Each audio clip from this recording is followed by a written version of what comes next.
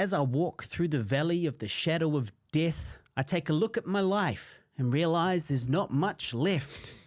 'Cause I've been blasting and laughing so long that even my mama thinks that my mind is gone. Welcome along to the Guy and Harley podcast. My name is Coolio. Didn't we already say that he's dead the other week? We did, but we didn't use the lyrics because you wanted to use the voice inside my head. That's right. They're completely unrelated to Coolio's recent death. Yeah. So I was like, well, we'll do them this week. Bring it back. Why Bring not? it back. Yeah, that was by far his best song. Rest in peace, Coolio. What about, didn't he have one other one that was You think he did? Yeah. Jump Around or something like that? I'm not sure. Yeah, I feel like there was definitely a couple of other hits there. So yes, welcome along to the almost Christmas. I'm not sure if we're going to do another episode before Christmas or not. We'll see.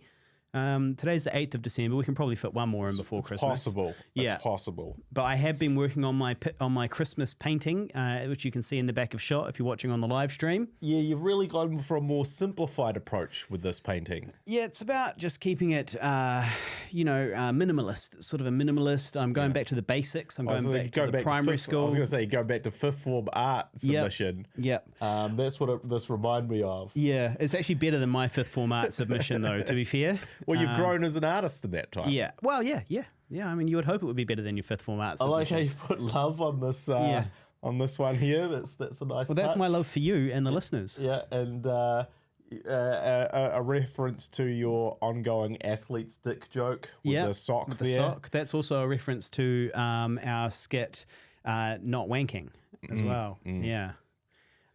So yeah, lots of little subtle homages in there. An acorn. What's the symbolism of the acorn? Acorns grow into pine trees, mate. And pine trees are Christmas trees. I and see. It's all to do with fertility. You see, pine trees grow very fast and hard and strong. It's about fertility. Everything there has got a certain reasoning behind it. Yeah. Cool. So I was going to say happy holidays in the middle instead of Merry Christmas, but I was worried that I'd get accused of, instigating a war on Christmas by the conservative Christians. So I stuck with Merry Christmas so as not to offend them, but instead I've offended my atheist followers. Yeah. Yes, well, here we are. So we just we've been partying. We've been watching movies.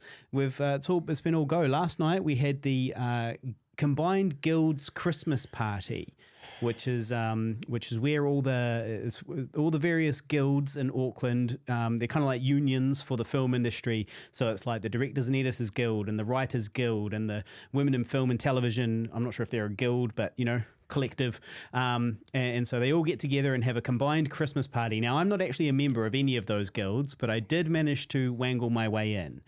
One of our friends, Alana, said that I could be her +1, but I got there and no Alana on the door.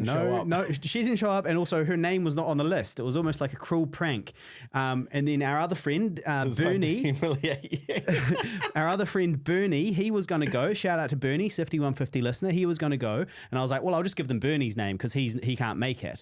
And they were like, no Bernie on the list either because he had cancelled his ticket. But then the lady just let me in. So out of pity for my pathetic, lack of guildless Christmas. Yeah, guildless existence. Yeah. So that was a party last night. We created our own cool corner and did not leave it and just sat there talking to each other and a few select others. Let the party come to you. Well, that's what I did. We went in there, right? Found a good table out the back, away from all the people. The waiters were bringing us the snacks directly.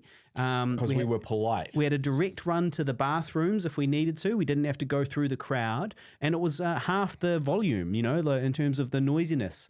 So the only problem was we did zero valuable networking, which is kind of the point of going to the party, We kind of just stayed out the back. But hey, whatever. Yeah, well, they're a bit of a grind, these networking events to some degree. Well, I think that'd be a lot more fun. Like the ones that are fun are the ones that put on the free booze, but the Guild's Christmas party always just puts on free food. And it's good food. It's yummy food. Was good. It's good food. I'm not complaining or anything like that, especially considering I didn't pay to get in. But two free drinks minimum. Oh, absolutely. But there was none. No free drinks. And you're in Ponsonby, so you're paying, $15 for a beer anyway. I spend $200 on Guild membership fees a year. Yeah. And the only thing I ask of them There's some free piss. is some free booze at the Christmas party because they don't do anything else for me. Yeah. I don't get any of their I don't do any of their workshops. Yeah. That's your choice, though. I don't get any contract advice. Well, no, I've learned everything, so I don't need you know to it do all. workshops. You're the master now. Yeah, because I'm a Jedi Master. He's clocked it. He's clocked writing. I'm really good. Which leads to the next thing. I don't get any of their writing initiatives. Yeah. Now, is it the fact that I don't go to any workshops that I don't win Get any of those the writing initiatives? grants? Maybe. Or have I just clocked it like I think and I've just been unlucky? Yeah. We'll let the listeners decide that. Yeah. But I think that, very confidently I can say that he just playing around No, there. just putting you in. I mean, it's not framed up very well. No, it's not framed very well. I have Yeah. to move this way to. Yeah. But yeah, so I really only have that guild to get a newsletter and these free drinks that we don't get. Yeah. Well, look. All their combined money, because if you're a guild member and you get heaps of directing work, they charge you a lot. Yeah. You know? Yeah. Well, that's what I hear. But we wouldn't know about that. We wouldn't. We we'd can't never heard really about speak it. to it. This is only a theory. Speaking about movies, we did also go and see a movie the other day, Terrifier 2, the New Zealand premiere. We went, it's been making waves, this film. People have been talking about it. They've been, sort of famous for not costing too much money, but making, I was meant to look that much up. more. I'm going to look it up now. And also it's the one that's kind of famous for, supposedly there have been people vomiting in the cinema and passing out and having to leave halfway through with these soft cocks. Fucking hell. And so that's what it's kind of famous for. So we signed up for the New Zealand premiere, went along. Good film. I enjoyed it. It's a slasher horror about Art the Clown. You don't have to have seen the first one to understand what's happening, as far as I'm aware. No. Although there was some bits that I didn't understand, which now in hindsight that I think about it, probably would have made sense if I'd seen the first one. Yep. Yeah. The lady with no face, for example. Probably the first time that I've seen a sequel to a film and not seen the original. Like normally I'd go out of my way. Well, what? You watch Alien before you watch Aliens? Oh, good point. Hey, And I actually watched Terminator 2. Yeah, before you watch Terminator. Terminator. Yeah. But those were like as a child. I mean, as a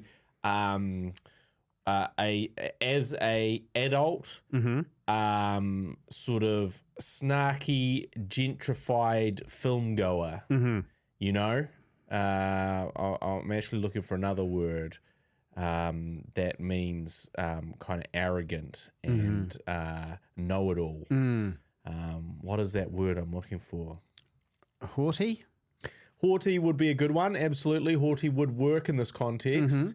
Pseudo-intellectual. Yep. Sure, we'll chuck that in there. But as I've become all these things as an adult, I would go out of my way to see the first one first normally. But this time I did not go out of my way to do that.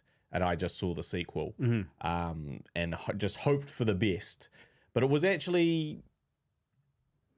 Well, I gave it 3 out of 5. 3 out of 5, Didn't you I? reckon? Or did I give it 4 out of 5? Oh, I'm not sure. Maybe I gave it 3.5 out of 5. Yeah. Well, look, what I found good about it was it's not really my type of film. I'm not really into those slasher horrors that much, But what I found good about it, the performances were pretty good. Like every scene that Art the Clown was in, I was like, engrossed. I was interested in what he was doing, and he's a character that doesn't speak. And yet, for the whole film, every scene that he's in, you're interested in him. So it was a really good kind of physical performance by that actor. Magnificent kind of slasher killer. Yeah. New kind of Freddy / Jason / Michael Myers. I think Art the Clown is probably destined for another 5 sequels. Yeah, you might be right.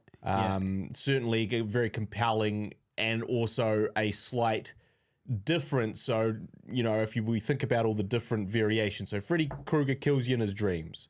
Also, originally, he was like a pedo that like hid kids down in his boiler room. Maybe he wasn't a pedo. Maybe he just murdered the kids. I thought he was a pedo, and then the parents got him and set him on fire in the boiler room. That's right, but I'm not. Yes, so he killed kids, but they didn't specify. I can't remember if they made him a pedo in the remake, or he was a pedo originally, but then they kind of only really spoke about that in the first one. Because the thing is, you want to love the baddie in some ways, you know. And you we all love love Freddy. Yeah, but it's hard to be like, I love Freddy when he's a literal child molester. It's all right if he just murders children. Yeah, that's absolutely fine. Absolutely, we're all on board with that. Yeah. But if you're also molest children, that's 100% different. That's icky. Kill them dead, 100%. Murder them in violent and horrific ways. We got no problems with you. Yeah. If you're a pedo, no thanks.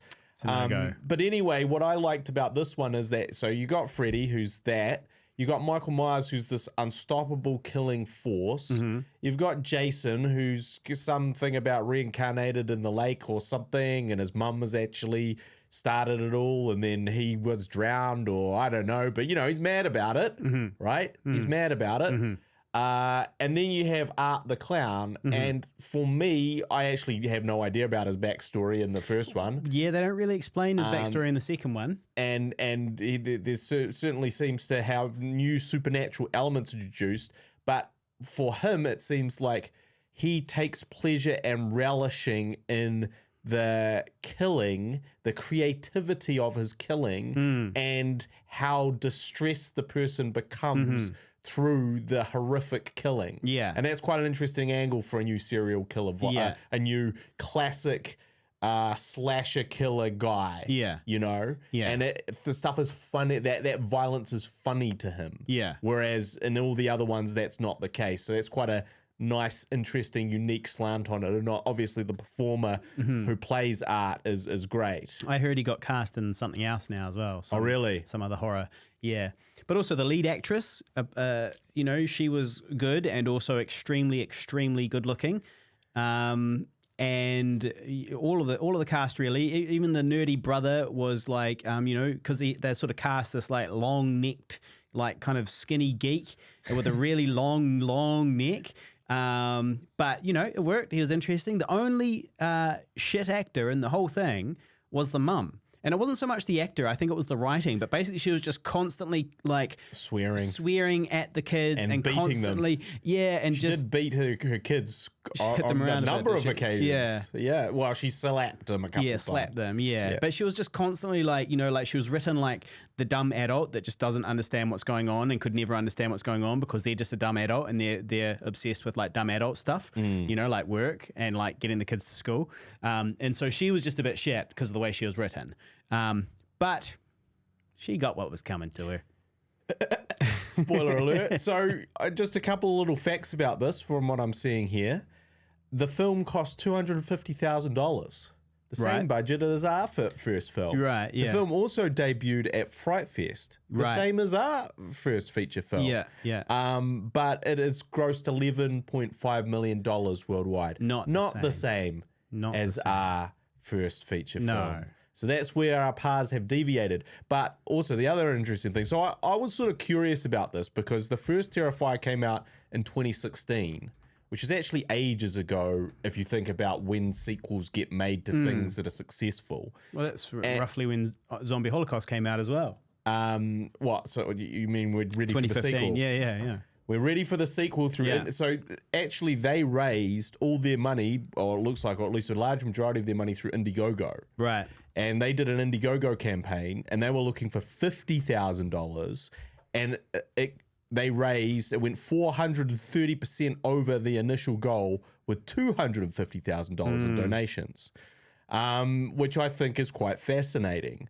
So it's time for us to get $250,000 of donations to make Zombie Holocaust 2 and have this sort of a similar story. Yeah, well, we got to do a crowdfunding campaign first.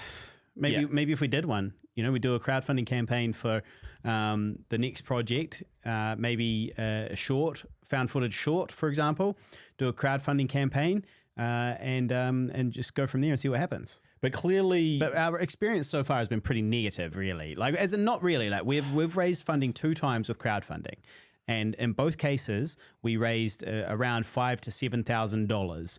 And that's a lot of free money from the internet, and that's really awesome. But it kind of was, obviously, it was less than we were hoping for, and it was mostly coming from our friends and family. It's not like it was just like, oh, we put it on the internet and the internet paid for it. the internet will provide. Yeah, our friends and family will pay for us to make a movie. So why don't you just go directly to your mum and go, give me $100 bucks? Exactly. And then you don't have to pay. $100 Then you don't have to Mum. pay the platform That's right. percentage either. Yeah. So basically, while we are very grateful to all of our backers, we did not really reach our goals, and it was heaps of work. That's the thing. It was like, a month of work or more, because you've got, all the prep beforehand, then you've got the actual campaign. Yeah. And then you've got the rewards and all that stuff that need to be dealt with afterwards. So it's quite a lot of money, quite a lot of work for not a lot of money. But if you got $250,000, Well, that'd be worth it. So I think what's interesting about this is because it's true grassroots. So presumably the first film did not do well enough to warrant a sequel by the traditional standards, much like Zombie Holocaust. Yeah.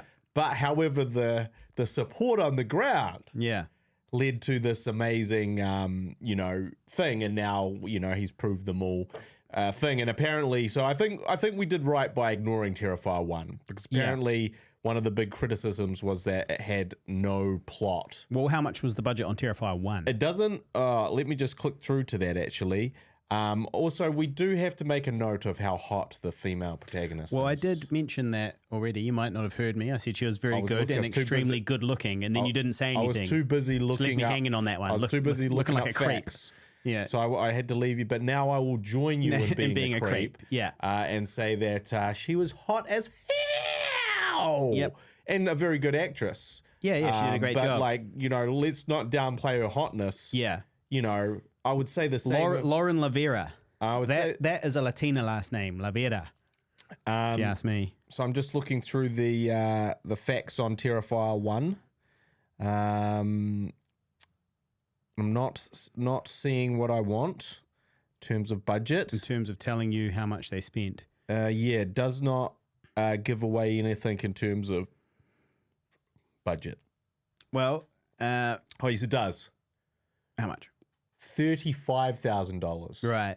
Yeah. So they're looking to grow their budget to $50,000. Yeah. They ended up getting $250,000. It seems like a big win. Yeah, absolutely. Yeah, well, power to them. So if you're out there, do go and check out Terrifier also, 2. It was if good. you watch that, to me, and I think we talked about it, we were speculating, but I thought it was $500,000. Yeah. But I was also like, because I thought it was less than that. In my head, I was like, they've done a shit ton with this money. Like, this is the thing, like, sometimes you see, like, for instance, District 9 is another good example of where you watch something and you go, and then you see the budget and you go, I don't get it. This budget is like for 10 times this on any other film. Like, as in, this is 100. So they made, I can't remember how much they made District 9 for, but it's like 9 million or maybe it was 19 million. But either way, I was like, this is $100 million. They're in South Africa. They're in this horrible place. There's all these aliens. The aliens look amazing. They're doing all these massive things. People get blown away. There's spaceships. Peter Jackson had something to do with that. Peter Jackson's there, where the workshop's doing everything. And like, so you see that and you go, how can this look this good and cost only this much, and then something else look not as good and cost, and obviously part of the thing is like what you're paying your directors and your stars and all that sort of thing can be a huge dent. But I had that same feeling with Terrifier 2 where I was like, man, how did they stretch to get all these awesome, because fundamentally the practical effects all looked pretty good. They looked like 80% of the time, but the 20% was almost like they had to go there, as opposed to it's like you could have just not shown that. But they just kind of wanted to have a face be really mushed, and so that's where it started looking a bit fake or whatever. But it was kind of okay. It was like, because that's the type of movie it is, where you're like, we want to see this ridiculous, over the top, silly gore. Exactly, it'll be funny. And so from my point of view, I was like, man, they really made them like way more of this than I thought would necessarily be possible in terms of those kills and that gore. So go see it if you haven't. So go see it. Support an indie film. It is worth seeing. Absolutely. Even if you're not into that type of film, just go and see what all the fuss is about. Only criticism is that it was just, could have done with a bit more judicious editing. Yeah. It was a bit long. It was a bit long. It was a bit long for a low-budget slasher. Yeah, no more information being conveyed in the scenes that were long. Yeah. And there was some weird stuff with a He-Man sword. Yeah, that was weird. And that kind of was a bit strange, but overall a big win. She grabbed it at one point. She goes, "I have the power!" Like that. Yeah. And then she rode a giant cat into a battle. Something like that. She was wearing an outfit similar to He-Man's. It was very He-Man-esque now that we mention it. Yeah, it was a real He-Man look by the end of it. Not that He-Man is not sexy in his own right. Yeah. But this was a full-on sexy He-Man look. Yeah. Well, speaking of actors... I mentioned last week a number of auditions that I went for, including a couple of big shows. Well, I haven't heard a thing, so I think it's safe to say that I did not get the roles. One of them is a Spanish soldier, one of them as an English naval officer. And I have not heard about either of those. I also did an audition for a $20,000 ad. Have not heard anything about that. So probably did not get it. But I've just received a call. As we were setting up today, I did receive a call from my agent. I've got an audition tomorrow morning now. It's great. So that's good news. That's good news. And then also I shot my role in a web series. When I say a web series, I mean when I say my role, I mean a one-day role. Day player. And when I say web series, I mean a pilot for a web series. So it's not the actual web series, it's a pilot for a web series which may or may not get picked up. And you're not a main character. And I'm not a main character. You're simply a character within this. Yeah, I'm just there for one scene basically. Can you say anything about what that you do in that scene, or? Well, I'm just I'm being relieved of my employment. So my boss is letting me go. The main character is letting me go under the duress of her boss. So that's called Pincher. So I'll let you know when that's out. I'll share that on the Facebook playing a bit page. of a Gil character. Yeah. Oh, not today, Gil. not the Gil. Yeah, kind of, because I'm getting fired and having a bad day. Yeah. But yeah, it's just a wee comedy role. And so I'll share that on the Facebook page, facebook.com/Guy and Harley. So go ahead and go and find us on Facebook and hit like. And I'll share it there when it's out. And if I'm lucky, it might even get picked up. And you never know, my character might have another role in it. A further. Gil returned many times to The Simpsons. Oh, he's a classic. He's a much loved classic. Rest in peace, Gil. Is he dead? Yeah, because remember he goes, "Oh, I'm Homer Simpson, and I can do whatever I want." And then he grabs the electricity and that's another guy. It gets killed. Is that not Gil? That's not Gil. Oh, I thought that happened to Gil. I got mixed up. Because I'm Homer Simpson. Yeah, then he falls asleep at the funeral. Homer falls asleep at his funeral. And goes, "Change the channel, Marge." Yeah. And everyone goes, "That's our Homer." Yeah. Classic Simpsons episode. Maybe someone in the comments, which I can't see, will tell us about that. Well, actually, we have had a bit of an issue with the comments not showing up on Restream, but I can see on our YouTube ones. So shout out to Giant Pumpkin NZ. AKA Sam from the Chris and Sam podcast. Yep. Tyler Adams, shout out Tyler, thanks for tuning in, mate. And also shout out to that's everybody on the live stream. Tyler and Giant Pumpkin. There we go. So thank you. Yes. So also they recently had their 400th episode, didn't they? Did they? Bloody good on them.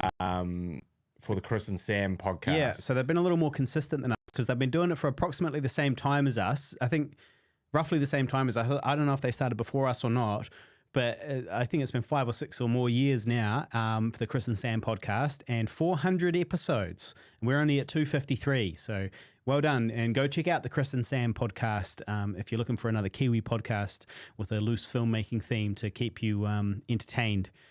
Now, I did meet somebody at the Guild's party last night. That was Douglas Brooks, who's an actor and director, and we were talking for a bit, and it turns out that he is an old school Pigville fan. The way that he found us was through the Heat and Eat. Indelible memory of the Heat and Eat, lodged in his brain for 8 years. A classic. The Heat and Eat, one of our earliest skits. Which I don't have any memory of, but we submitted to a Wellington Film Festival at some point. It was the same festival that Wellington City Rubbish Police got into. Well, I do remember that one. Of course, I remember that one. That horrific experience. Goodbye, Jimmy Reed. It was all the same one. Okay. It was all the same one at the film archive. It must have been a different year that we submitted the Heat and Eat. I don't think it was. It might have been, but I don't think it was.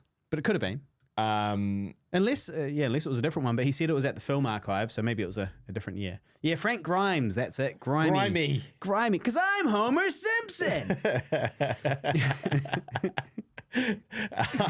Tyler says that we should put together a flashy campaign. He'll do a proof of concept and throw some VFX money shots in there. Is this for if we want to do a flashy campaign? We need to raise $250,000 for our next feature. Yeah. So Zombie Holocaust 2. Well, let's do it. Survivors in the City. I've only got about 5 or so days, I think. You say 5 or so years before it's impossible for you to play that character.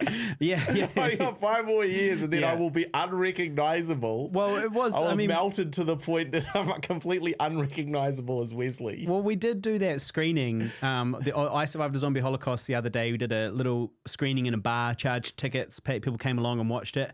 And it was pretty funny because I was wearing my Wesley outfit, but I absolutely looked like Wesley Pennington's middle-aged father. His chubby, middle-aged... Slovenly.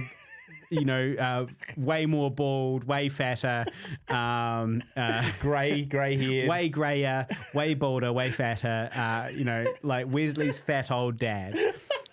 Which was how I introduced myself at the beginning. I said, I'm sorry, hello everybody. Wesley couldn't be here today, but I am his father.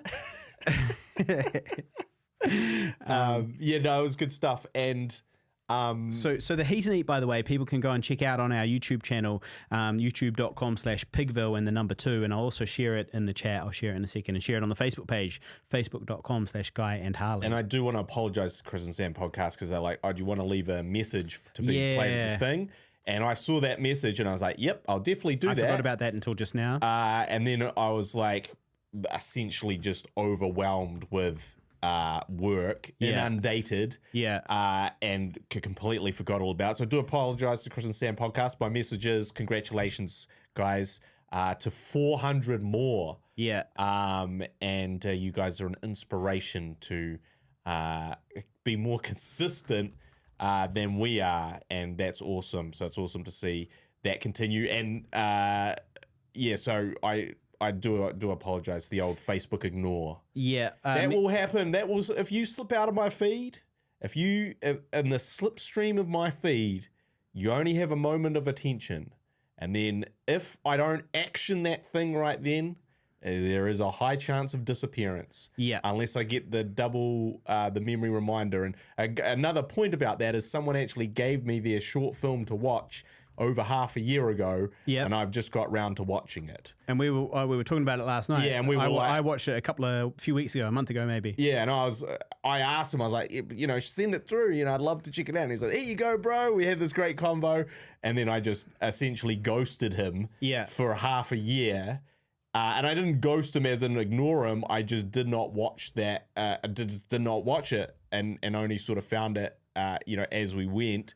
And then I was like, oh, damn, that's right, I got to watch that. And then I finally watched it. But if it takes me 6 months to watch a 15-minute short, just don't be offended if I do happen to miss out on some congratulatory messages. I apologize too.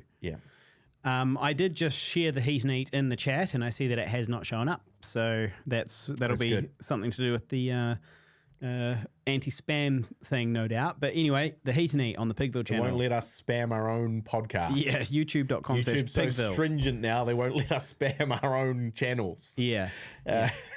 Well, to be fair, I'm not logged in as the channel. I'm logged in as as my account.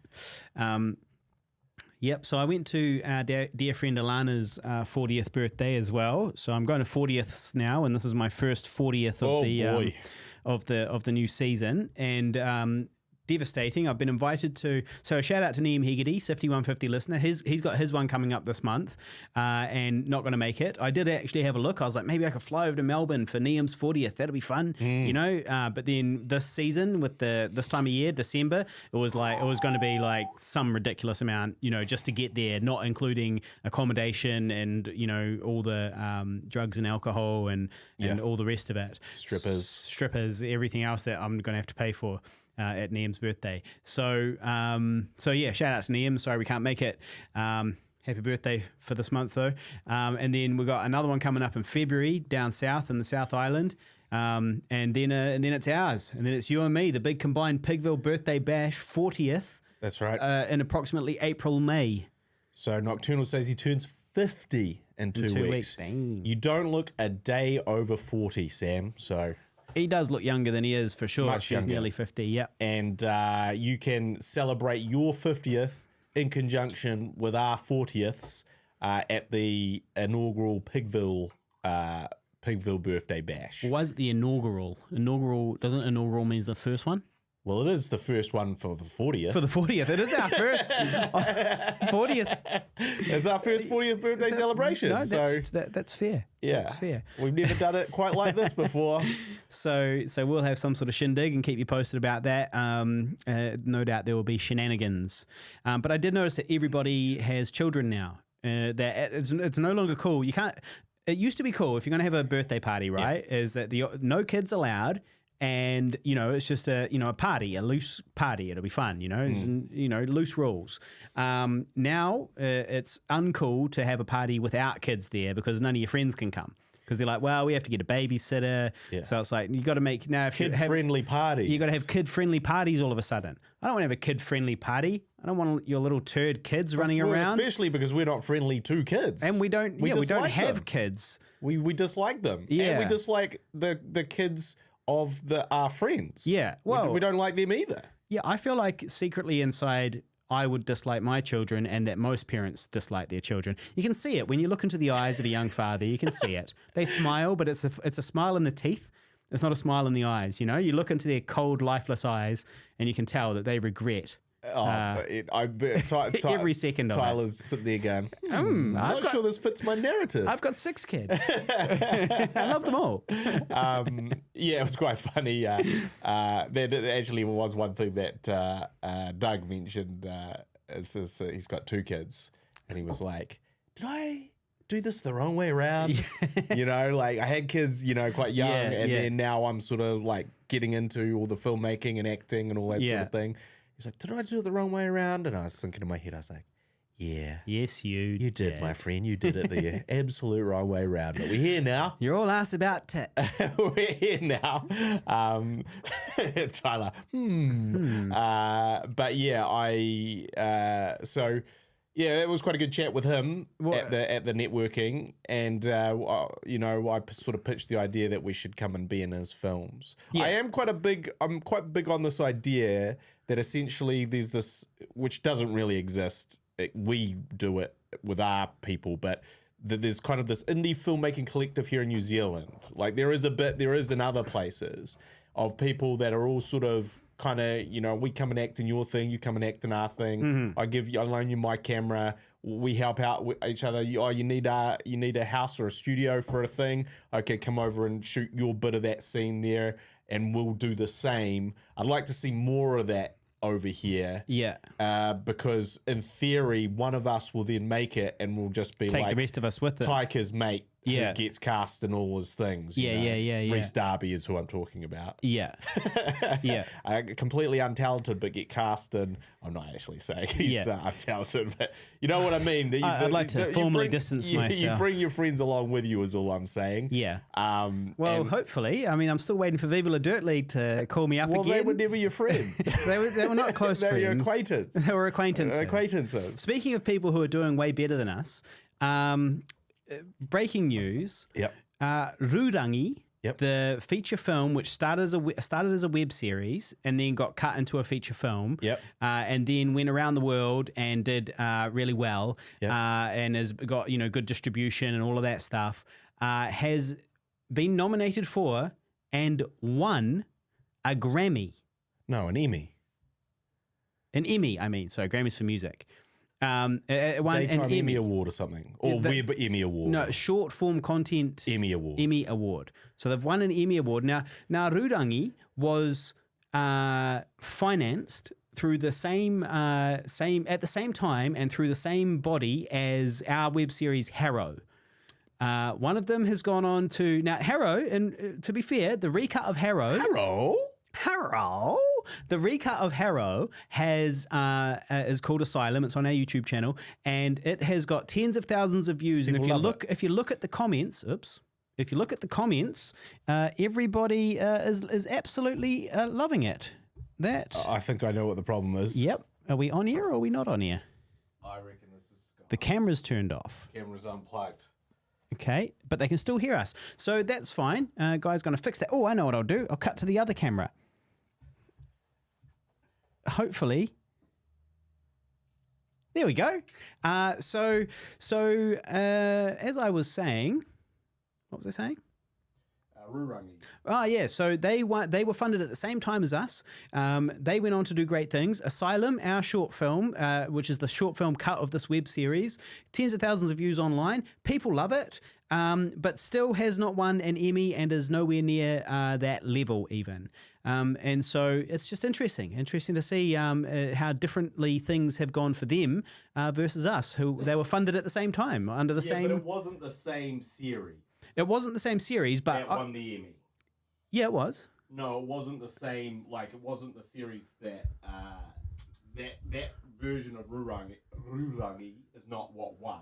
It was a like several series later version that won the Emmy. It's not that thing that was made at the same time in 2017 that has now won the Emmy. I think you find it is, mate. That was exactly it. So what they did was they shot at the same time as us, but what they did after that was they got extra funding from another funding body and shot a whole bunch more. So our one was a combined total of like 23 minutes in the short film version, and their one is over an hour of content, I'm pretty sure. And so they got a bunch of extra funding kind of halfway through that process. But I remember when when I was first talking to that funding body, they were like, cool, so we've got these stories that we want somebody to make these stories. Here's a list of different stories and their budgets, and you can choose which one you want. And so I remember seeing that one there, which is a story about a small town girl who leaves her small town and moves to the big city. And then 10 years later, she returns as a he. So he's a he now. He's a trans man. And so he's got to go back to the small town and be sort of accepted or rejected by these small town folk, and it's kind of that sort of story, duck out of water, fish out of water story. And so I saw that there and I was like, no, I don't really think that's for me to tell. I don't think that's a story for me to tell. However, this story about a ghost witch, a found footage ghost witch story. Now we're cooking. That's us with bells on. Yeah. And so we went with the ghost witch story, and don't have an Emmy. But congratulations to them and that team, and they're going to be making a sequel. So there's a sequel coming apparently, a sequel of the feature, so a second feature. So hopefully they cast me in that, if I'm lucky. I don't know what I'd play, but whatever they need. Yes. Okay, cool. So we're back online. Fix that. So are you going to have kids, Guy? Sure. Sometime? Some point. Yeah, at some point. Yeah, because I'm thinking before I'm 45, and we're about to turn 40, so I'm thinking the next 5 years I'm going to have to start taking this seriously. Start really thinking about it. Start really thinking about really that. Putting some thought into that. Yeah. So, yeah, that's on the to-do list, I guess. Yeah, just put it on the to-do list. Yeah. Yeah. Little while ago, the Prime Minister's plane was delayed by 40 minutes because the New Zealand Defence Force were checking how many people were on board. There was supposed to be X amount of people, like 12 people on board, but there was 13 people on board, and they had to do some recounts. And in the end, it all worked out. There was nothing weird happening. There was just some sort of issue with the number of passengers on board her plane. And so there was a brief delay. Her plane was delayed by 40 minutes. That's the end of the story. But suddenly, because it's Jacinda Ardern, it's this huge news story that they were all waffling on about on Facebook and all the other places. And it's like, not everything is news, people. Someone's plane was delayed by 40 minutes. In the olden days, we should just call that life, right? Life happens, and at no point is that newsworthy. If somebody's plane gets delayed by 40 minutes, like, so fucking what? Especially nowadays, like, has the author not been flying recently? Are they unfamiliar with the current international flying situation? So my plane was delayed 40 minutes when we were traveling to Amsterdam, I'm pretty sure, on one of the legs. Wouldn't surprise me. No, it wasn't in the news though, was it? No, no one wanted to do news. No one wanted to do a story on that. Yeah. I wanted to shout out to Chuck Black, who's been commenting. He commented on our last video, so shout out Chuck Black. I always wonder the same thing. Do you remember what it is, Guy? I always wonder the same thing when I hear Chuck Black's name. How? Yeah, was it? No, I'm not going to say that. Go on. How many black Chucks? I always wonder the same thing. How many black Chucks could Chuck Black fuck if Chuck Black could fuck black Chucks? I always wonder the same thing. So shout out to Chuck Black. Thanks for tuning in, mate. Appreciate it. What was the question? Oh, no, that was it. That was just a shout out because he'd been commenting. He said that he had enjoyed one of our stories, but I actually can't remember which one it was. Yeah. But yeah, so shout out to Chuck. Well, speaking of stories, I've got a few. Yep. But I suppose, we should probably, talk about the elephant in the room. Yeah. Which is that my fat guts on this fucking camera angle. Honestly, man, I was looking at it last week at the last episode as well. I was like, fucking, this angle was really not good for me. Now, I'm not feeling this angle. I'll give you, in your defense. Yeah. This is a wide-ish angle. And I'm on the lens, edge of it. And you're on the edge of frame. Yeah, I'm on the edge of frame. So it will distort your belly. Yeah. To make it look slightly fatter. Yeah. Very marginally fatter than it really is. Yeah. So you've got that. Yeah. Yeah. Now, I have been doing I've been teaching for 3.5 years. Yeah. But I'm not qualified to teach. No. So I need to do a course that confirms that I do in fact have the ability to teach, that I have the skills required, a particular set of skills. What's that from? From I can't even. Liam Neeson's. I will find you and I will kill you. I haven't seen it. Kill you. So. To prove that I can teach, I have to pass this course, basically, despite the fact that I have been teaching theoretically semi-competently for 3.5 years. I need a piece of paper that says that, that confirms that. And I've been grinding my way through it. Essentially, I did the first half of it last year, and then... again with great reluctance, but I got a B- and an A-. And now I put it off to the very end of this year, but this is my last opportunity to do it this year. And so I sort of was like, okay, I kind of, and I really need it for next year. So I was like, I kind of have to do this now. I put it off as long as possible. So I've started the second half of this online teaching course. And I just recently found out that I got 47 out of 50, which is maybe the highest mark that I've ever received for a mark. Well, it absolutely is, because that's like 95% or something. Yeah. Now, I might have got that for like a single like assignment or essay in English, in like 5th form or 6th form English.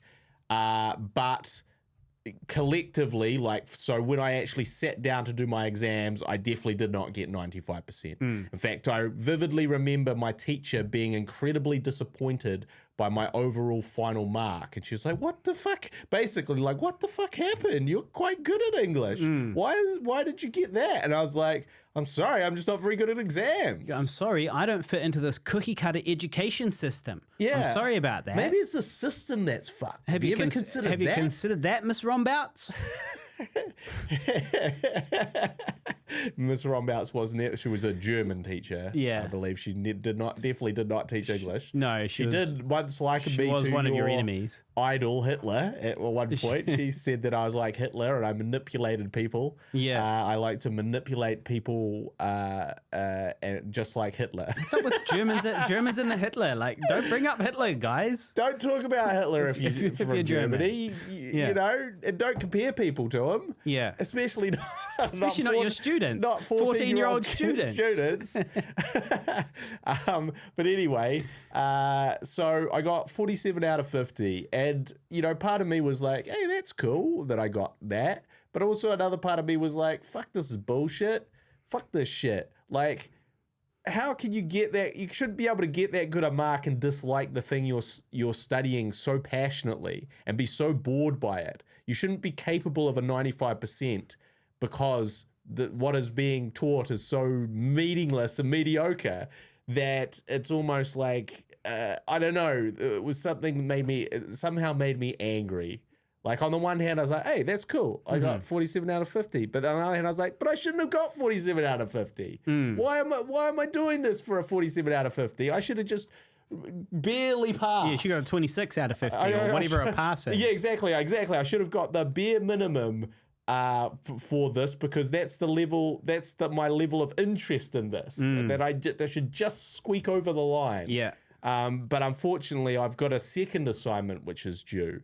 And unfortunately, they're like really hard, like in terms of the volume of work that needs to be created. Like, it's not like, hey, it's not like school where you, for example, write a letter as if you were one of your Shakespearean characters from Macbeth that you recently just read. Now, to me, that's a good exam. That's a fun test. Throw that one at me, absolutely. And I'll use some old-timey English language and a doth and a thou and you know, now is the winter of discontent. Chuck that in there, and it's all good. But these ones are like these very long-winded, multi-part sort of essays that like do this and then take a survey of all your students and then break down what they thought about this.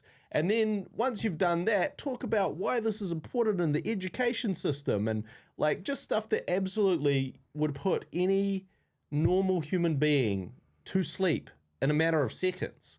And I still have to do that. And I've just been battling because I've also been very busy with actually teaching, you know, the real thing that I do, and also the studio and video production and a whole bunch of other things, plus our applications and all that sort of thing.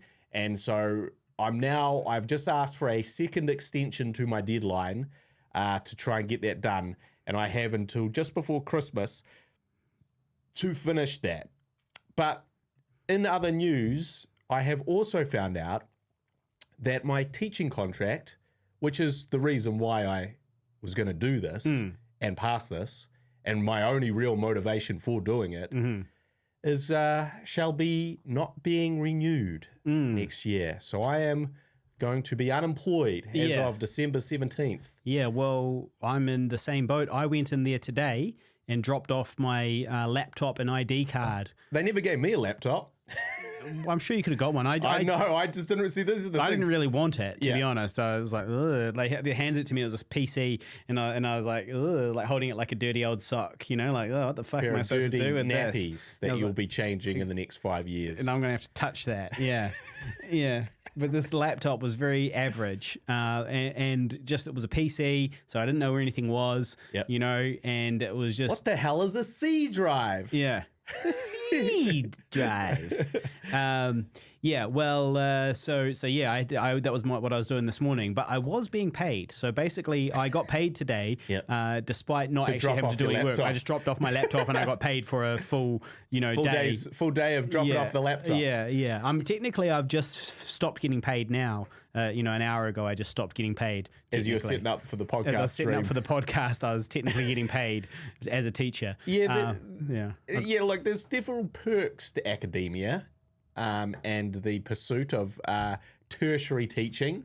I'm not going to say, but yeah, for me, I was just like, man, every year or every 6 months, because originally they were renewing my contract every 6 months, I was teetering on the brink. I was like, okay, this is it. This is the day they cancel me and they find out that I'm a fraud and that I will not be getting, and I'm back to Uber driving, or I'm back to freelancing plus whatever side hustle it is. And every time they renewed it. And then this was the time where I was sort of like, you know what? I got this. I'm part of the institution now. Yeah. 3.5 years. They can't cancel me now. I've done the homework. I got 47 out of 50 in my last assignment. Yeah.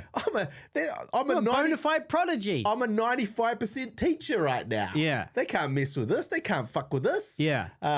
And they could. And they did. Evidently, they could fuck with that. And they could indeed fuck with me. And they did not renew it. And I'm part of the budget cuts. Yeah. Well, we both are. We both are. Yeah. But, I'm sort of building this course, dreaming of big things, and it's all come crashing down. And I was sort of making plans based on the concept that I would be employed next year, and spending money like I would be employed next year as well.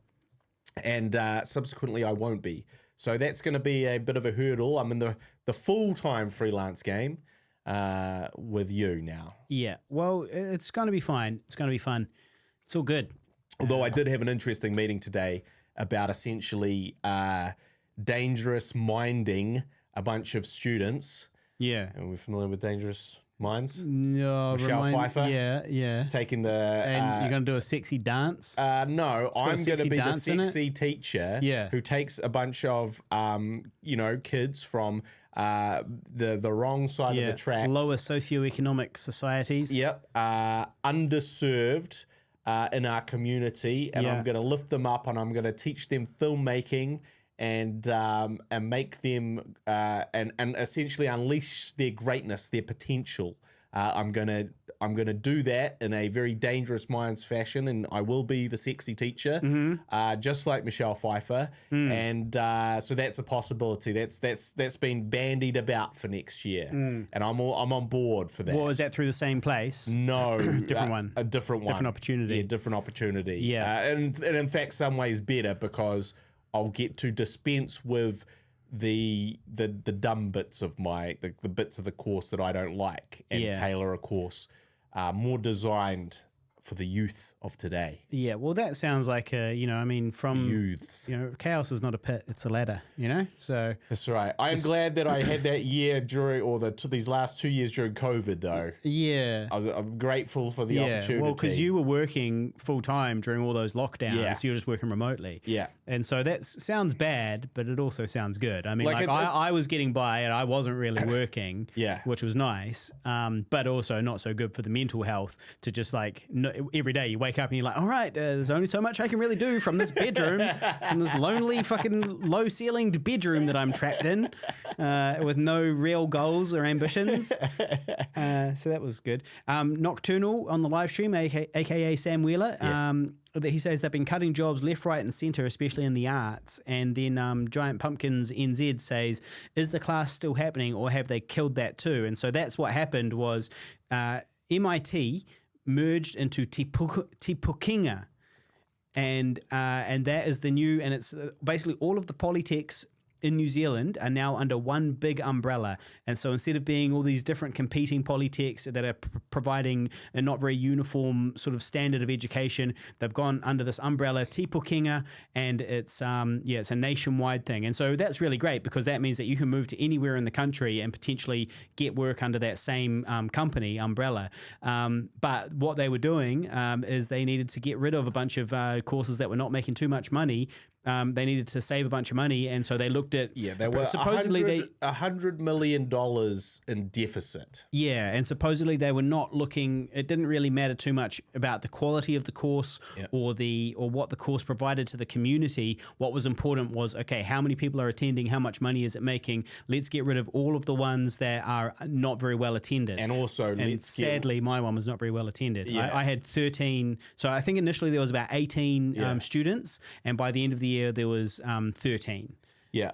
And that's sort of a similar scenario with me, although I think it was also to do with they were almost, I think it was even worse than that in the sense that they weren't even necessarily asking how, like, unless the course was going gangbusters. Yeah. They weren't even asking that. They were asking who's not a permanent staff member. Yeah. Get rid of them. Let's just get rid of them because all casual contracts are gone. Yeah, there's no obligations for us for these people, and we can save X amount of dollars just by doing that. Yeah. And so we were victims of that. Yeah, we were. We were victims. It's a damn shame. So now it's on to dangerous minding kids. Yeah. In the streets of Otara. Yeah. So that might be happening next year. Yeah, well, I mean, that sounds all right. Personally, I think it's Operation Go Pro. It's time. It's full-time filmmaker. It's time to be a full-time filmmaker / podcaster, streamer, whatever. Forget about that regular confirmed income and concentrate on growing the sort of passive income from putting out more content. Well, you can't beat passive income, and unfortunately I think that's the issue with the sort of generic freelancing is that you got to be there. Yeah, at the end of the day, you're still exchanging your time for money. Yeah. And although often it's better money. Yeah. Being freelance. Yeah, absolutely. But what you want to be doing is not exchanging your time for money. Absolutely. Or your time is an initial outlay of time as opposed for your ongoing time. And so that is kind of the problem with the freelancing is like, yeah, it's cool. We booked 5, big jobs this week. What the fuck about next week? And the week after, and next month. But that's just about keeping your, your finances kind of well planned. So you've got your runway. So you're like, cool. So this week, 5 big jobs that can last me 5 weeks. Yeah. If I, have my expenditure under control. But also, how's that Tesla stock going? Tesla stock is down, but that's unrelated. That's unrelated to freelancing, right? But I guess what I mean is that we go, cool, so let's, become investors. We're going to invest in stocks. Yeah. And it's like, that's still not bad. Yeah. But unfortunately, then Elon buys Twitter. Well, but that's none of that's a problem. So, you're right. Like, what do you do? Because we're between a rock and a hard place now, all of us, because what do you do with your money, right? So you make some money, okay? And you go, cool, I need to turn this money into more money. Here are my options. Put it in a high interest saving account. Pointless because even though the interest rates are higher now than they've, been for a long time, you're still only going to get 4 or 5%. So if you had $1 million and you're getting 5%, well, that's $50,000 for the year. That's pretty good, but I don't have $1 million and $50,000. And neither do you. Not that much. Neither do you, listener. You losers. You listen to this show. And so, right. So, okay. So you can put it in a high interest saver. All right, cool. That's one option. All right. Other options, you could buy a property. If you've got enough, you could save up, you can invest in a property. That's traditionally been a very good place to put your money. But it would seem that we're in this huge bubble at the moment, and we might be at the top of the market, and things are starting to go down, and that's good, right? Because maybe you can buy something and it'll be cheaper. But is that really the case, or is it like things are going to get a lot cheaper? Is it going to be like a kind of a crash at some point? The everything bubble popping. So property might be a good one. There's been rumors of a recession. And then there's stock market, right? You got the stock market. So it's like that's the other place you can put it. Is you can gamble, you can put it on, whatever company you think or funds you think are going to do well over the next 5 or 10 years, depending on your horizon. But basically, there's no good place to put your money at the moment. So where am I putting it? Tesla. That's cheap. That's just cheap at the moment. I'm telling you. We'll come check back in 5 years. Harley's tips for trading. Check back in 5 years. I'd love to track the investment suggestions from like 2 years ago. Yeah. And then where they're at now. Yeah, to where they're at now. Yeah. Well, I mean, but the thing is, depending on when you bought in, you might be like, cool, I'm really glad I listened to Harley. I mean, like I bought before Tesla blew up, I was buying Tesla, right? Yeah. So that, in fact, the whole reason I started investing, the whole reason I signed up was I wanted to buy Tesla stocks specifically. I was like, okay, I want to invest in this particular company. Okay, that means I have to learn about how to invest. And so I took money and I put it into Tesla. But I also bought a bunch of other things. I was diversifying. I was like, okay, well, got to play it safe. I'll buy a bit of that and I'll buy a bit of this. And truthfully, all of those other ones are doing even worse. I should have put it all into Tesla. If I'd put it all into Tesla at that time, I'd be fine. All on red. Put it all Tesla. on red. All on green, baby. All on green energy. And so we'll see. We'll see in 5 years though. But I'm still buying because I'm not really that far down. I'm a little bit down, but I'm not too bad. But like I want to keep buying at the moment. I have been buying because I figure that I've been looking at the fundamentals of the company, right? I'm having a look there to see kind of like, okay, what's going on? Are they growing? The guru. Are they growing revenue? Harley, the guru. Are they growing? Are they expanding? Is the demand increasing or decreasing? Yeah. Do they have? Are they generating actual profit every year, or are they in the hole for all their research, right? And basically, all the fundamentals are all good with Tesla, and everything has been doing, they've been doing well quarter after quarter after quarter. But can I throw a curveball at you here? Yeah. And you can correct me. Yeah. But I read a few threads about essentially their profit being really greatly linked to carbon credits. Right. And essentially their profit is basically in the carbon credits they can provide through the cars, not the actual cars themselves. Yeah, but that's partially true. So the bit that's true is that they get a lot of money from carbon credits. Yeah. But it's not a huge percentage of their total income. So it's not that they wouldn't be viable without those. Exactly. Okay. And they'd still be a lot more viable than, because you got to remember all the other companies are getting the same carbon credits. The difference is that, a company like, Mercedes or something like that makes both. They're getting carbon credits for their electric vehicles, but not for their other vehicles. And in fact, they're probably getting some sort of, the opposite of a credit for their internal combustion engine vehicles, whereas Tesla is 100%. So every single vehicle they make is electric. They're not weighed down by internal combustion engine production at all. So that means that every single one of their cars is eligible for all of the credits, or not all of them, but a bunch of the credits. So No, I don't think that's true. Harley, debunking. What I'm going to do, I need to bring up because I've just seen some great Elon threads. Yeah, you can do it because recently. there's a lot of, they call it FUD, fear, uncertainty, and doubt. Right? That's what they call it, FUD. And you look into it, right? So this FUD, right? This fear, uncertainty, and doubt. Yeah. So there are people with vested interests in seeing EV stocks go down. Yes. Some of these people are because they're invested in internal combustion engines. Some of them are just people who are shorting the stock. So shorting the stock is essentially betting that it's going to go down in value. But it's a big risk when you short a stock. I feel like the left has turned on him though, Elon. Well, I think that a lot of it is just headlines. But yeah, I mean, look, some of the liberal loony left are like... These libtards are like because they see that he's trying to, reinstate Trump on Twitter, for example. Now, look, that's not a decision that I personally really agree with because, I feel like Trump actually did a lot of damage by, giving this imbecile a fucking microphone. Yep. He's like yelling fire in a theater, like this fucking moron, this Trump. And so, it is a shame to re-platform him. But also, I think the logic is that, we shouldn't really be... censoring free speech, and that if it's not hate speech, that you shouldn't, that basically let everybody say whatever they want, and then Proud Boys stand up. It'll all figure itself out. Proud Boys stay strong. And so here's the thing, right? Is it's a gamble, because if Twitter does turn into a dumpster fire of racism and sexism and hate and all of that type of stuff, and the problem gets worse, well, then he's going to be associated with that, with this, the liberal left, who normally would probably like him, are going to be like, oh, he's associated with this alt-right and all of that stuff.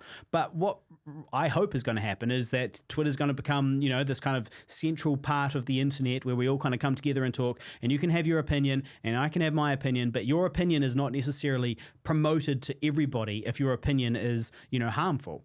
And so you still get to say what you want to say, but you don't get to necessarily get this big, echo chamber and magnification of your messages in the same way that it's currently magnified. If you outrage people, your message gets much further.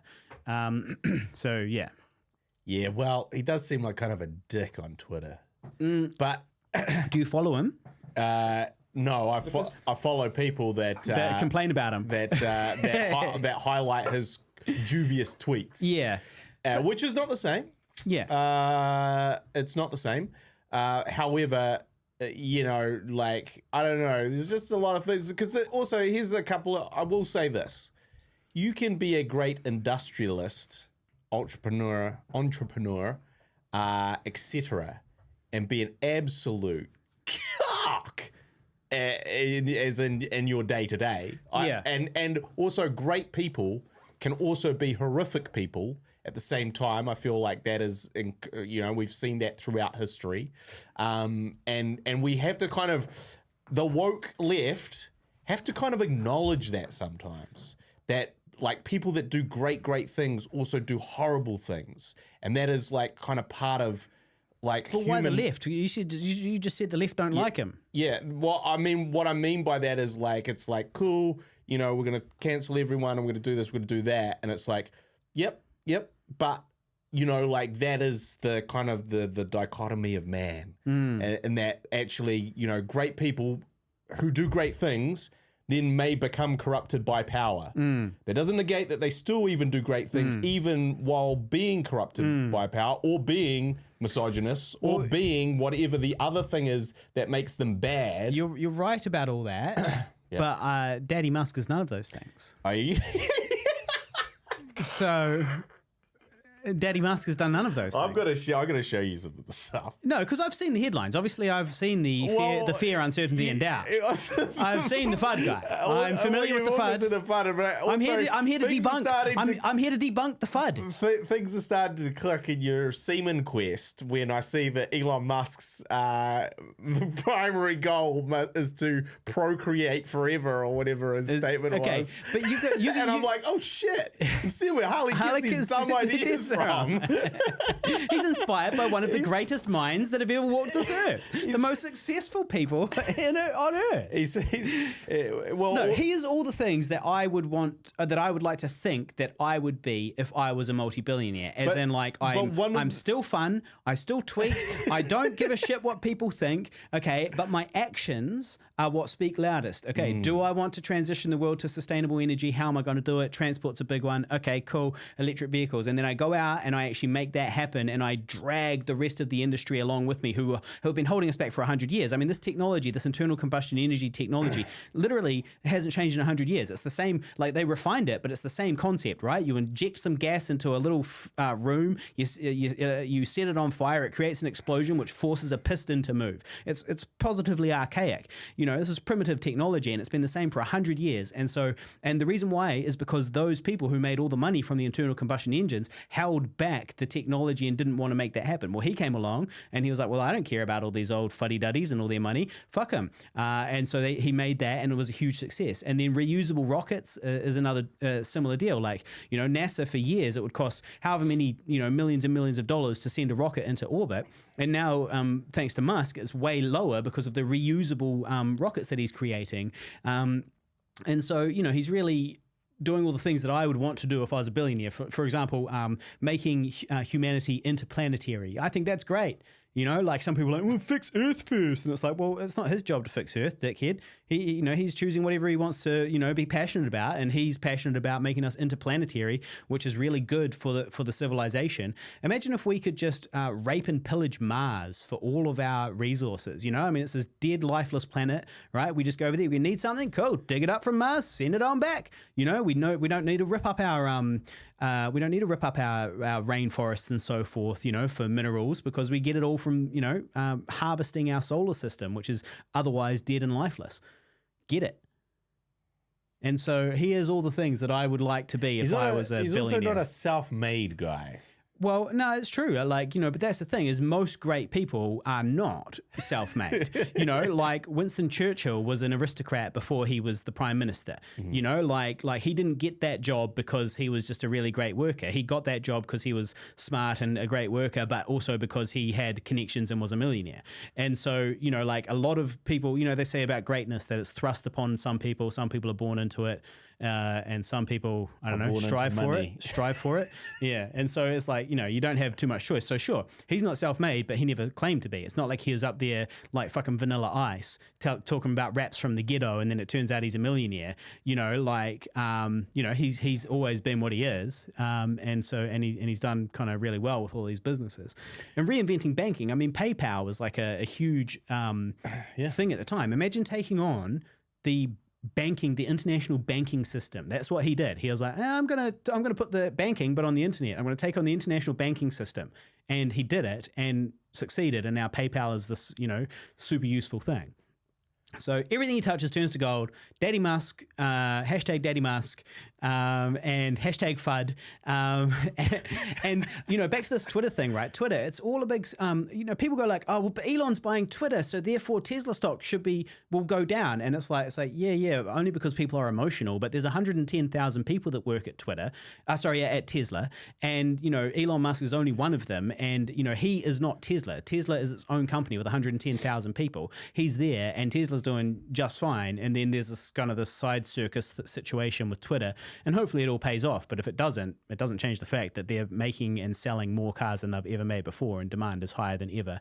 And there's lots of promising things happening in the future. More companies, more trucks. Videos of like the cars catching on fire and shit, and again, like racing off and like running people down. And again, though, you got to wade through the fear, uncertainty, and doubt, because like people's cars crashes all the time. People crash their cars all the time, right? Sure. So the Teslas, on average, are safer per kilometer, per mile traveled than any other car, and they're rated in like the top two. Two of them are rated in the top 2 safest cars in the world. Under, I don't know, you have to find the specifics, but they're very safe cars. And then all of the self-driving type thing, like there's been a few self-driving crashes where they've had autopilot on. Autopilot is not the same as full self-driving. So autopilot is and there is no full self-driving at the moment. You've got to have your hands on the wheel. You've got to be paying attention. You're not supposed to sleep. You're not supposed to do anything like that. And so, and you can control the vehicle at all times, anytime you want to. It's called an intervention. You just intervene with whatever the car's doing. And so these crashes, though, have been where people have been in the back seat. They've been fucking around, and they've been driving their cars around, and then the car has, made a wrong decision, but they should have been there driving the damn car, because it's not fully automated yet. I don't know.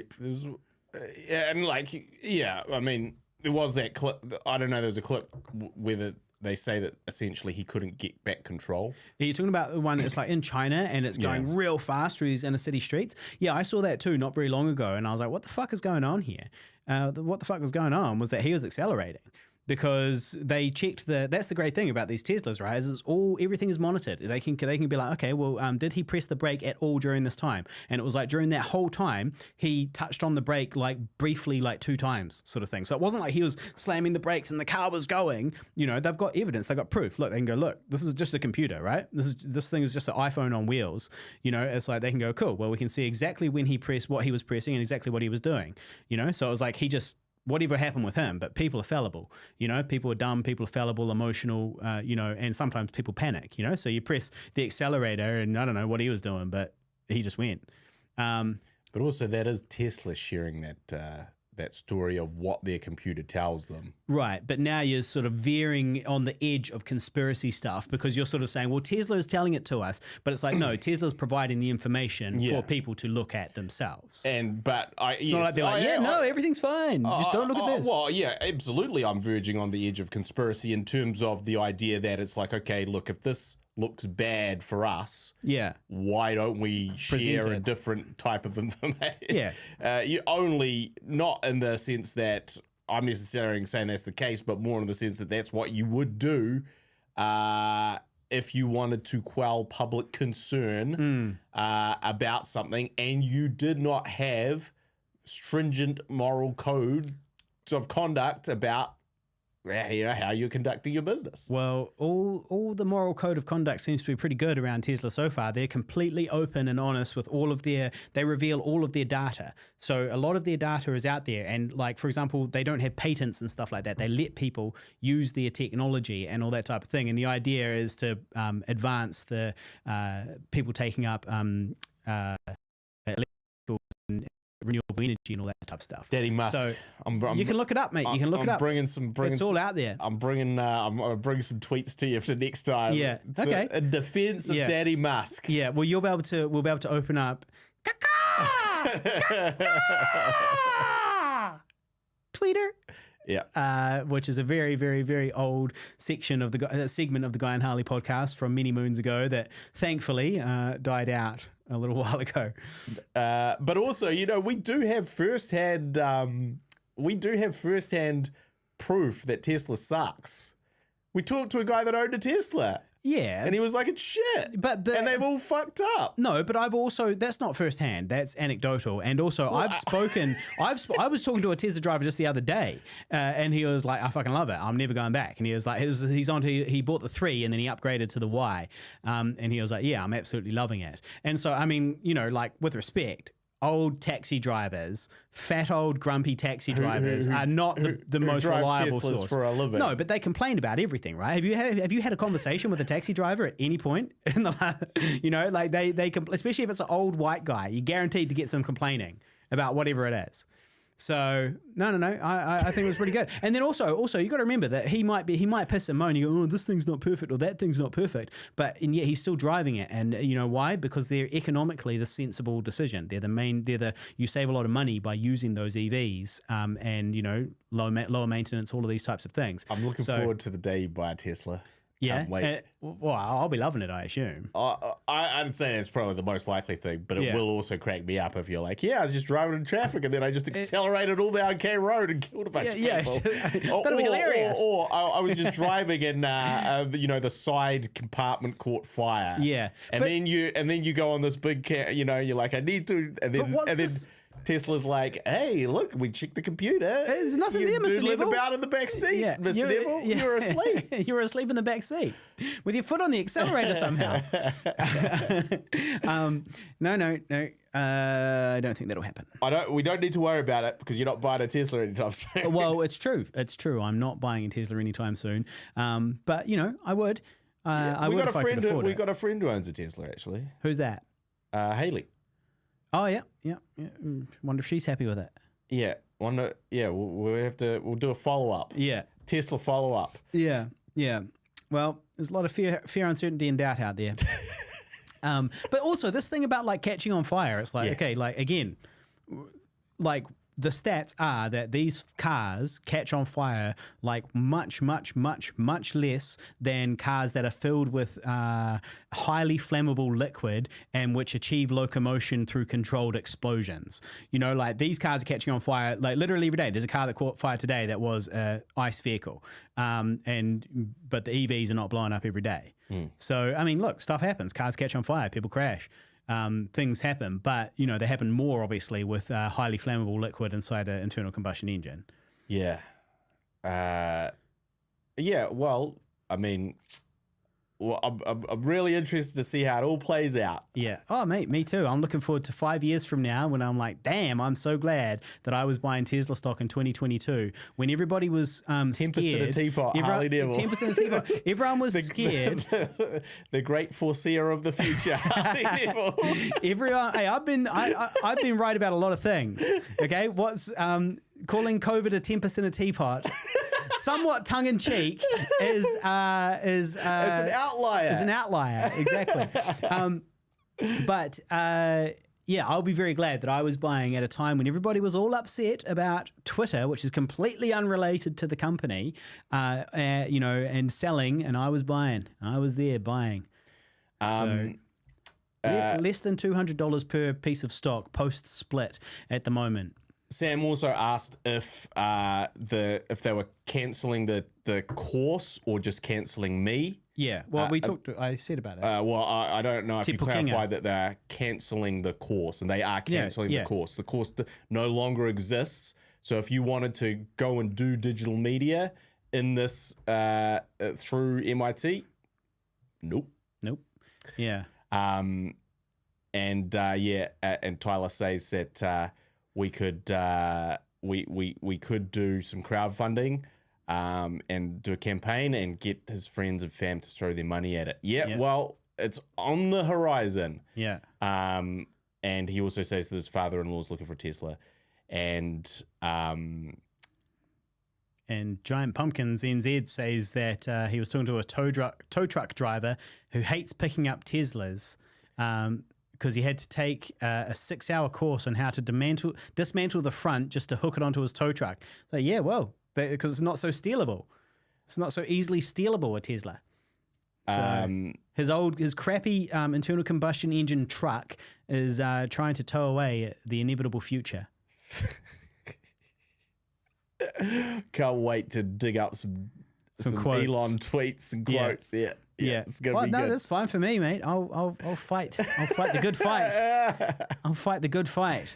In defense of Daddy Musk. I see you also do have another Hitler enthusiast coming out of the woodwork. Who's that? That being Kanye West. Oh, yeah. Love Hitler. Yeah, big fan of Hitler. Love Hitler. I'm not what a fan of Kanye Hitler. West said. I'm not a fan of Hitler. I don't love Hitler. I'm just interested in World War II, and Hitler is the main antagonist. He's the Darth Vader of World War II. He did say... he also said, which I knew would get you, was that anyone that was in charge of the United States, if they're not religious, should not be able to be president or have any say in the sort of the decisions made and how the United States dealt with policy and all that. That was like one of his brand new quotes. But that's the opposite. That's the opposite of what's true, Kanye. You should have no affiliation with any religion. You should exclusively be non-religious if you want to be a politician. And then you're just like, cool, well, whatever you believe, these are the rules. As opposed to, I'm a Christian, therefore these are the rules that are friendly to me and my brethren. Yeah, I also... But Kanye's gone. He's gone off the deep end. He's gone way off the deep end. He's way off the deep end. Way off the deep end. It's just really weird how it always happens to these like really big celebrities. After a little while, they just all become nuts. Like Michael Jackson, Kanye. Yes, he's very Michael Jackson-esque in his craziness in some ways. Although he never, Britney. Yeah, it's quite interesting. If you're on Alex Jones's show, and Alex Jones sounds like the sane one. This is the same man that just was it's got to be convicted for InfoWars. Convicted for essentially saying the hate speech, inciting violence against victims who have had their children murdered. The Sandy Hook massacre. Yeah, what an idiot. So this guy was the voice of reason in a conversation on his show with Kanye West. Love Hitler is what he said. But anyway, there's it's just fascinating. It is fascinating to see these public meltdowns. Yeah. How and I guess you get mental health. How much of a pass you give. Well, he's obviously bipolar ill. And all that. There's obviously mental illness. something. How much of a pass do you give from that to being kind of blatantly racist? Well, it's awkward when the person being racist is black. Yeah, because it's strange. Because they themselves have been a victim of racism at some point in their past and historically, and they live in this society. It's weird. It's like when you see sometimes you meet a person who's a minority, and then they talk to about racistly about another minority, and you're like, that's really weird to me. It seems like all you guys should hate us white people. That makes sense on account of the colonialism and the oppression and all that, but. Yeah. It feels like you shouldn't be so divided. It should really be united against us, horrible whiteys. Yeah. So, I remember I met a Māori guy who was racist against Indians. And I was just like, it's just weird. I was just like, this seems strange to me. Mm. You should all be united in your hate for us. Yeah. The colonial... Yeah, so also we should just quickly touch on a couple of things. So who's dead this week? Sad one. Sad one. You know who I'm going to say? Hang on. Let's go through your list of people that died this week. Okay, so there was a musician in Dunedin. Yep. From The Clean or The Clash. Can't remember. The Clean. Yep. Hamish. He's a musician from The Clean, one of the founding members of The Clean, and he passed away this week. And then there was another one that I was like, oh yeah, Guy will talk about that. And it wasn't, you're not going to talk about Hamish from The Clean. No, I was not. Yeah. It's, of course, Kirstie Alley. That was at Kirstie Alley. Kirstie Alley, Cheers. Cheers. Star of Cheers. Star of Star Trek 2, The Wrath of Khan, as the one and only. Star of those Jenny Craig ads. Yeah, the one and only sexy Vulcan in the history of Vulcans. Yeah. That's not true, actually. I'm sure there's been other sexy Vulcans, but Spock's pretty she sexy. was probably the first Spock's sexy pretty Vulcan. I give her the sexiness over Spock. Right. For sure. Yeah. Spock was too regal. Yeah, I was He was more just of too straight-laced. She was the first sexy Vulcan. I was always a 7 of 11 guy. What? What's her name? 7 of 12? I don't know what you're talking She's not a Vulcan, she's a Borg. 7 of 12. So 7 of 9.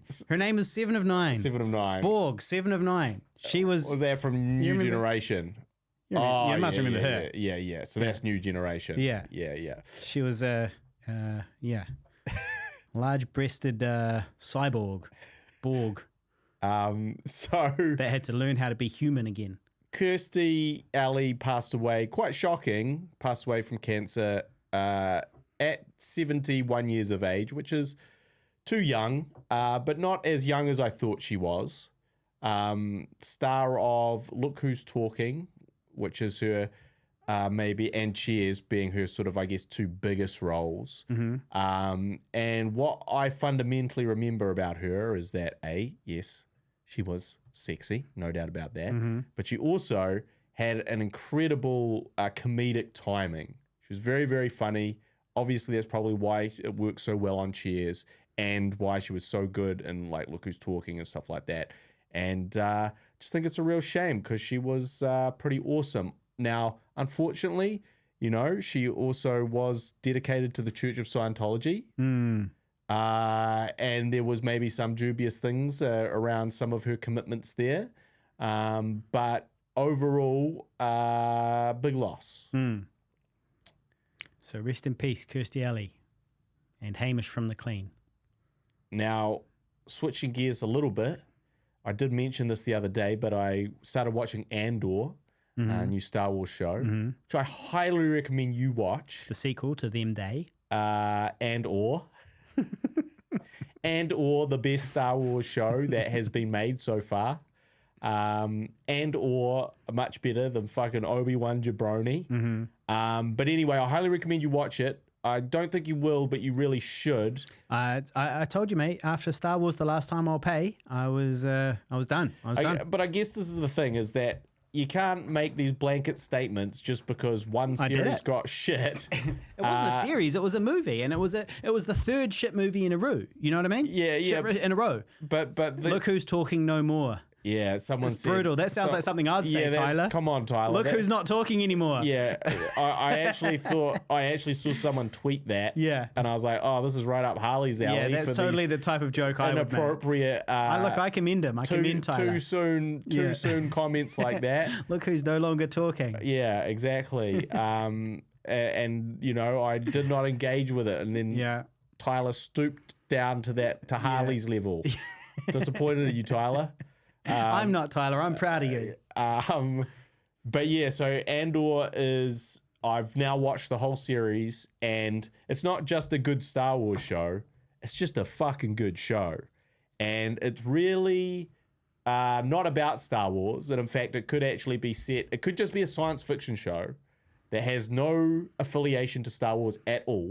Could purely be set in the future, and it is about essentially how a rebellion against a regime begins, the motivations for that, and that's actually really fascinating because it's essentially like you could kind of lay this out as an exploration of a history lesson repeated over and over and over again in the world.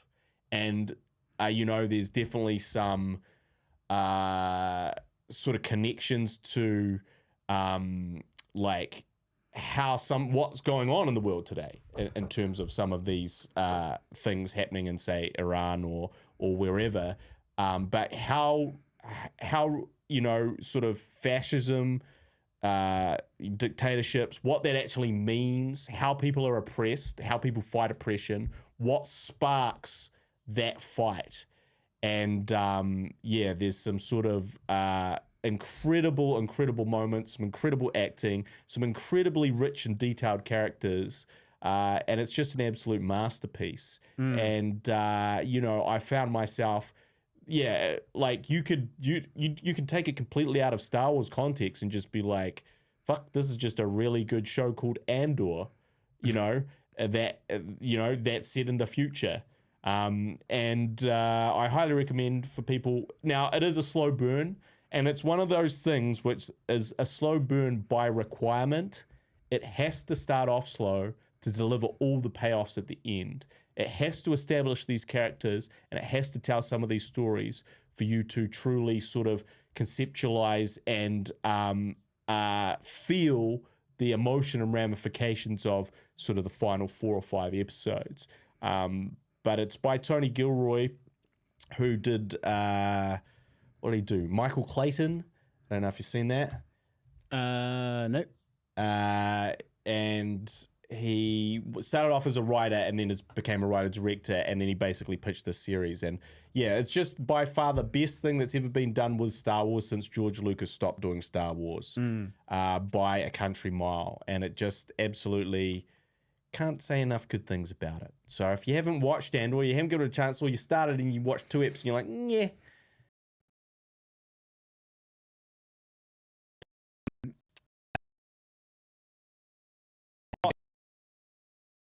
That might be I doubt it. Yeah. With what? With Game of Thrones? With Andor. Or with Andor. Yeah. And slash or. Yeah, well, you might be right, but because I did just finish House of the Dragon. See, what I do is I'm not really savvy with this piracy. So what I do is I do this funny thing where I pay for content. It's weird. This weird perverted thing where I pay for content because I'm too lazy to figure out how to pirate it. Yeah. And so I had to pay for Neon, which is where we can watch House of the Dragon and Game of Thrones in New Zealand. And obviously the plan was to pay for Neon for 1 month, watch them all, and then stop paying. That's about $15 roughly. But it took 3 to 4 months for me to get through that 10-episode series.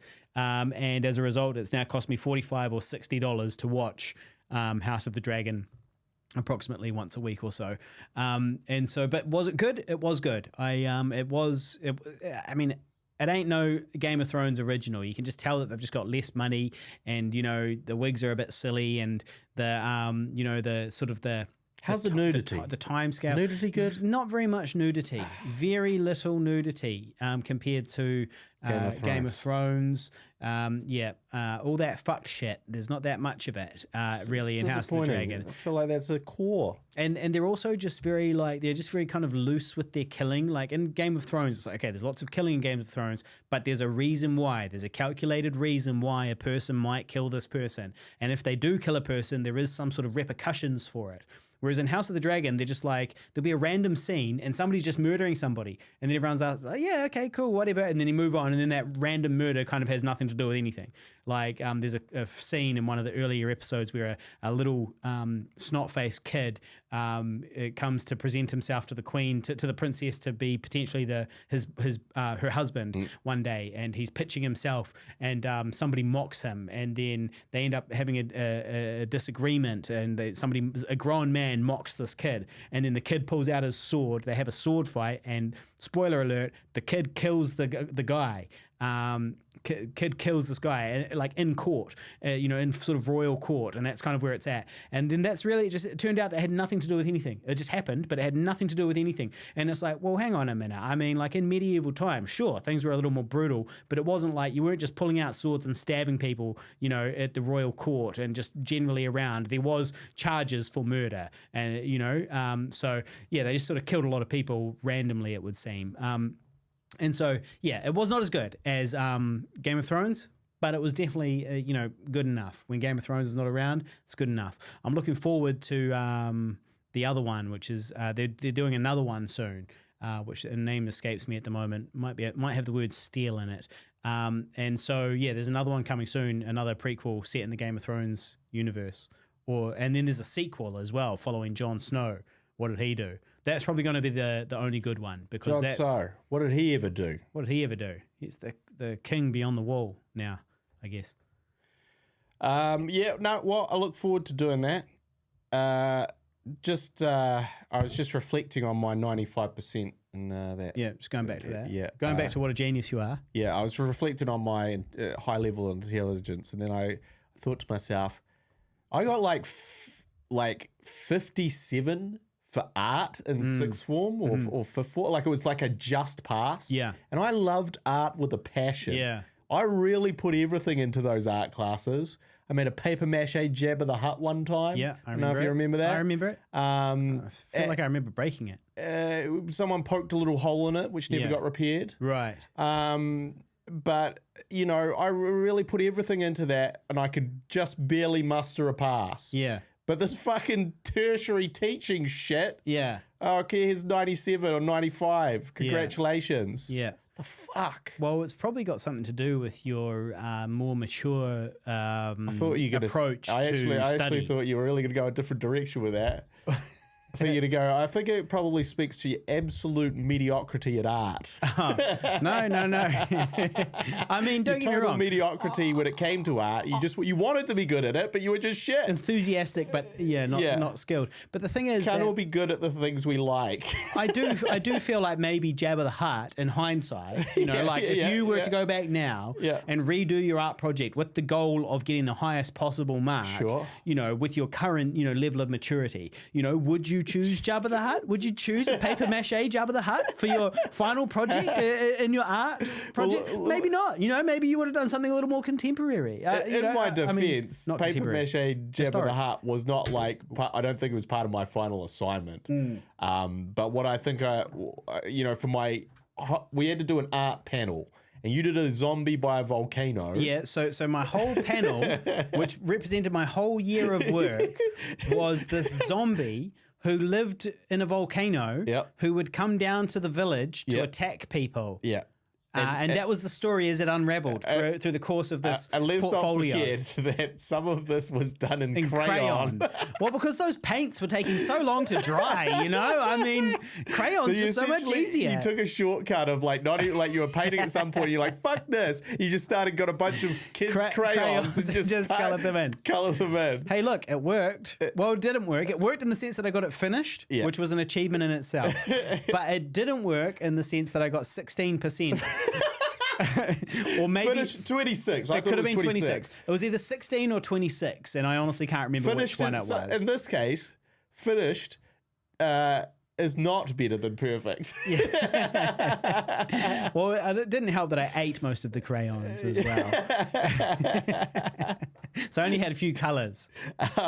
Nocturnal says he barely passed out at school as well.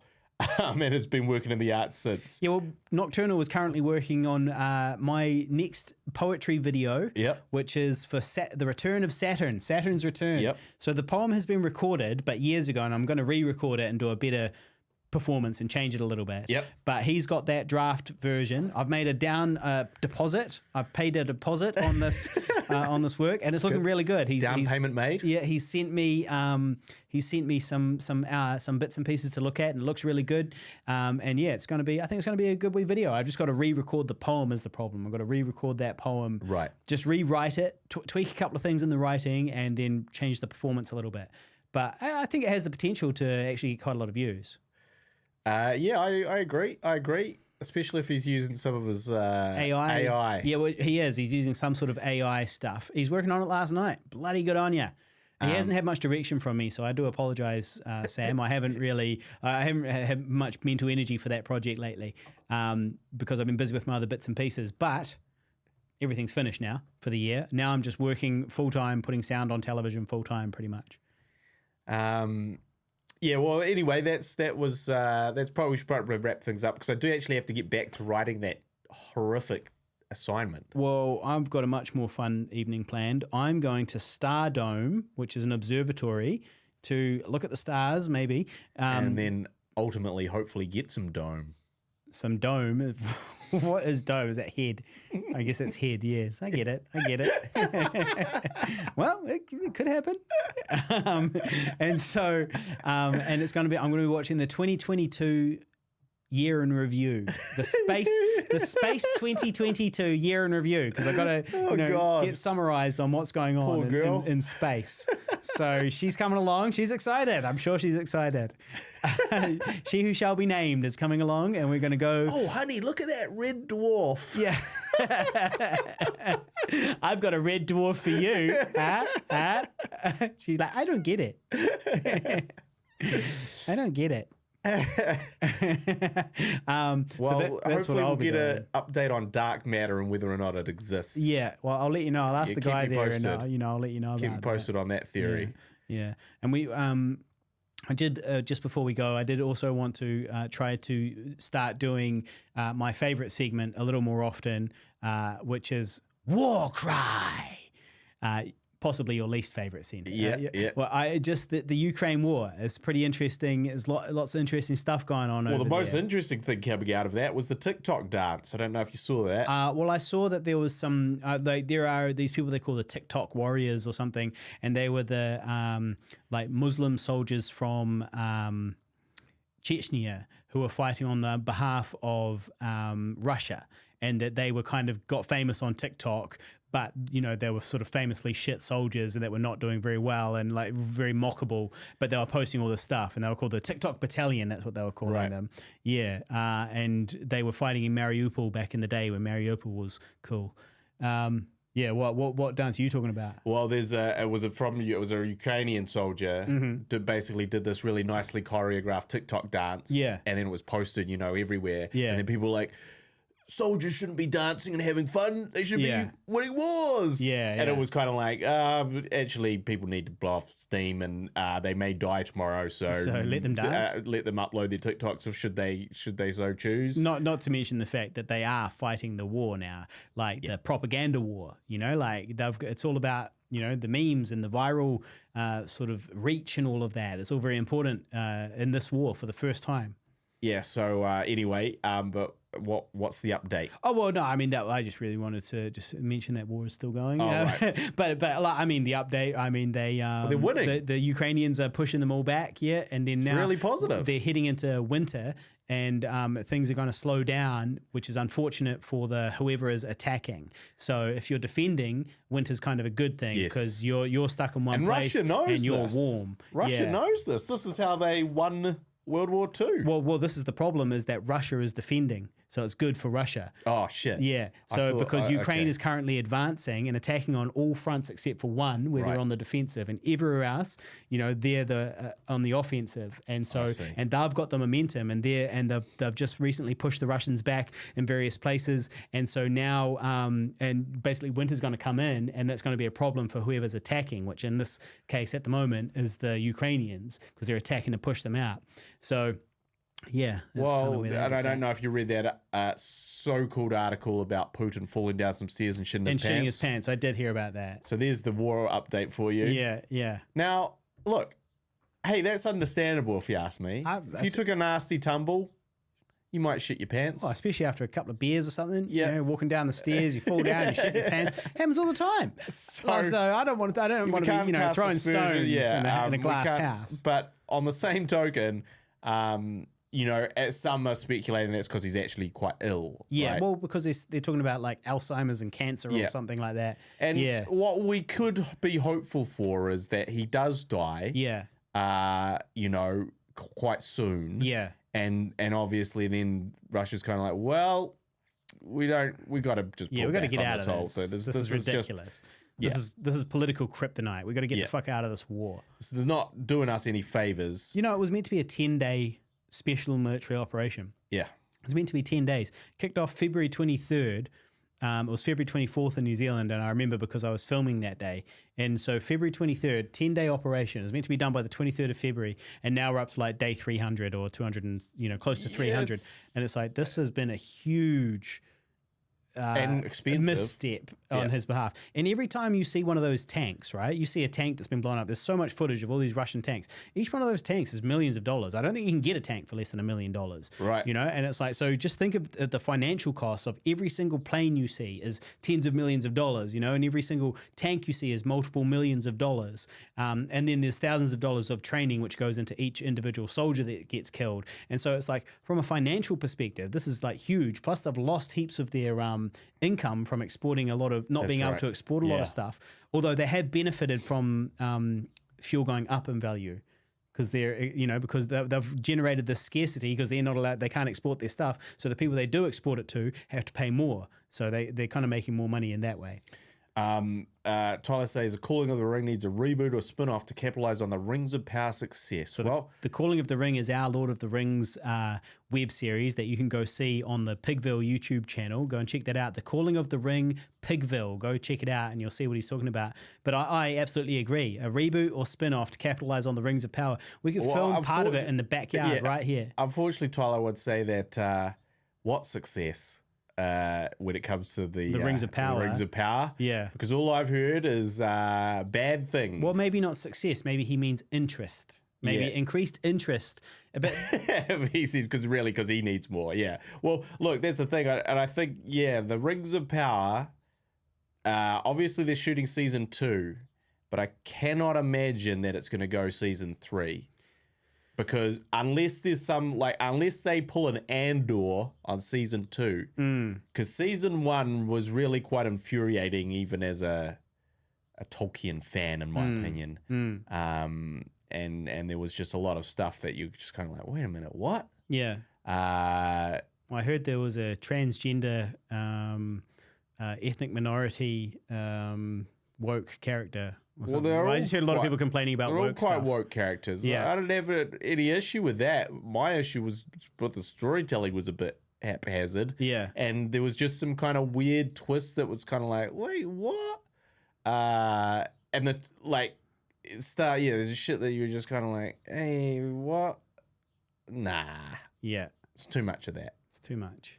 It did look very nice though. Yeah. Well, I mean, a lot of our friends worked on that. Yeah, but I didn't go and see it to support my friends out of a protest. It's a protest because they took overseas. The second season away. It's like you can't. I mean, Lord of the Rings has always been New Zealand ever since Peter Jackson, right? So the official Lord of the Rings is set in New Zealand. That's just the way it is. And then they took it away for that season 2. You know what's funny? So Tyler says, I didn't even finish The Rings of Power, but I mean to.